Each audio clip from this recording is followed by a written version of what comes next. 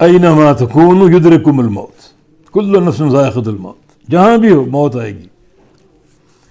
اور اگر ایسی کوشش کرو گے نکلنے کی تو ہمارا ایک عذاب سن لو، یرسل علیکما شواظ من نار ونحاس فلا تنتصران، یرسل علیکما تم پر، ان جنوں اور انسانوں پر چھوڑا جائے گا، پھینکا جائے گا آگ کا شواظ اور نحاس۔ شواظ سے مراد آگ کا شعلہ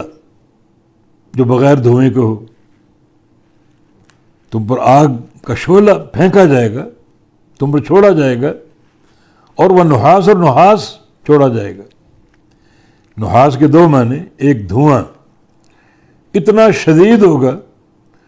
کہ تم گھٹ کے مر جاؤ گے، تمہارا دم ختم ہو جائے گا،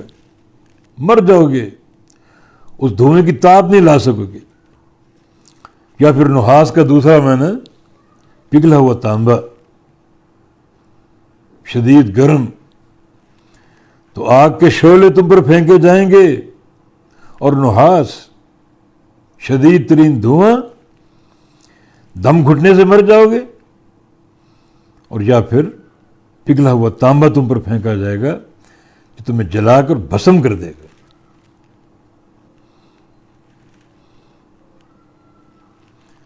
فلا تنتصران، تو پھر تم اپنے آپ کو بچا نہیں سکو گے، اللہ کی پکڑ سے، اس کے عذاب سے بچا نہیں سکو گے۔ فَبِأَيِّ آلَاءِ رَبِّكُمَا تُكَذِّبَانِ، تو تمہیں کھول کھول کر بتا دیا گیا کہ اللہ کا احسان ہے،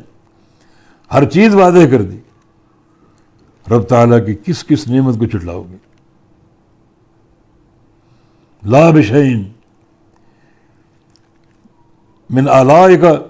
ربنا نکذب فلک الحمد، یا اللہ نہیں، ہم تیری کسی نعمت کی تکذیب نہیں کرتے، تیرے لیے ہر قسم کی حمد ہے، تو ہر حمد کا مالک بھی اور مستحق بھی، کیونکہ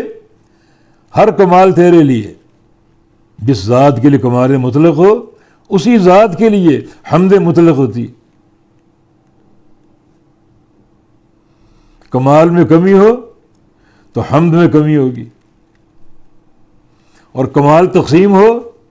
تو حمد بھی تقسیم ہوگی، لیکن یہاں نہ کمی ہے نہ تقسیم ہے۔